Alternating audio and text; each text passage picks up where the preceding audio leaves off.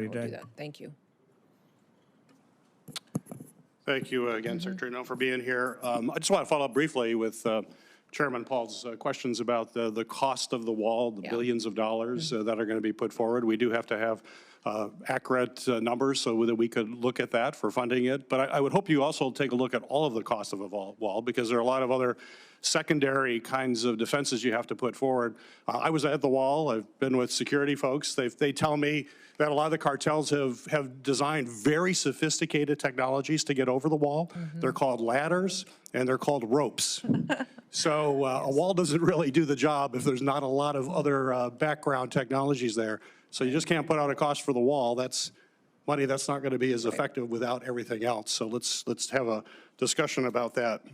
For the first time in U.S. history, the federal government, at the direction of President Trump, is moving immigrants apprehended and detained in the United States on civil immigration charges to Naval Station at Guantanamo Bay, which I know you're very familiar with. In March, I traveled to Guantanamo Bay with several colleagues to have a firsthand examination of the detention operations underway. And I certainly have serious concerns about the cost involved there.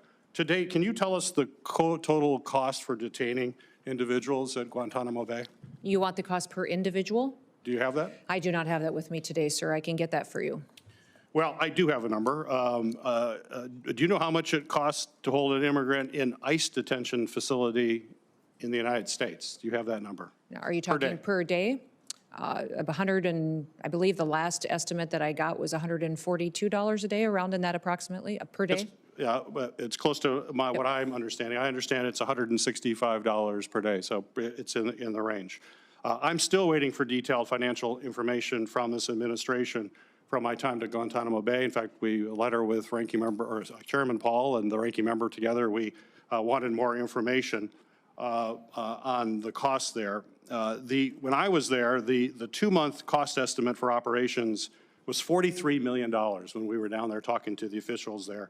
And that does not include transportation to and from the island. We find that people are sent to the island and then they're sent back to the United States again before they're sent out. I'm not sure why we have all those costs. We have plenty of ICE facilities to keep them here. Why you have to send them there and back. And on the day that I visited, there were 87 people in custody. And my understanding is that's a pretty normal number. At that time, at least. So my back of the napkin calculation, we're waiting for your numbers, is that it's costing about $100,000 a day to keep someone at Guantanamo Bay. Man, this is like ripe for Doge. Why is Doge not down there? We're spending $100,000 a day to keep someone at Guantanamo, and we fly them down there, we keep them there a while, then we fly them back to the United States. Or we could keep them here for $165 a day.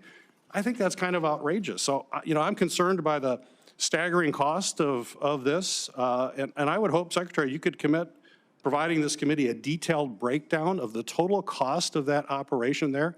There were just a sea of empty beds. There was all sorts of security folks and nobody in those beds, which is why it's so expensive. So Chairman Paul will probably use this on his Festivus report later, I'm sure, of outrageous government spending, and I'll look forward to seeing that. Secretary Noem, are you familiar with Section 872 of the Homeland Security Act of 2002?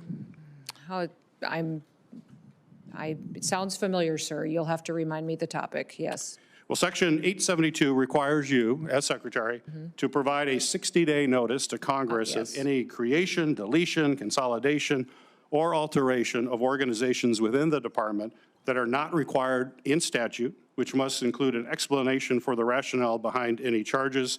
It also prohibits you from making any changes to offices in the status.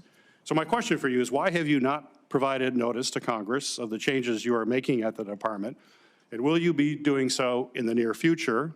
And will you include intended reduction in forces in that? For example, you've already terminated virtually the whole Civil Rights and Civil Liberties Office staff without any communication to Congress about your intent. And the only letter yesterday claiming all of the statutory responsibilities would be met, you sent a letter, but it conflicts certainly with the whistleblower disclosure that I received last week. So please explain to the committee why you are not following this law. Well, Senator, we are following that law. Those offices that you referenced are still open and functioning and providing their duties as required, but they have been right-sized. Many times the Office of Civil Rights and Civil Liberties, or the Ombudsman Office, which you and I visited about before, had grown quite expansive. They were used as a political tool, suing and attacking each other and censoring individuals and not doing the job for which they were created. So we've right-sized them, put them back on mission, and if there would be an instance to where notification is required, I certainly will follow that. Time has expired. Senator Moreno. Thank you again.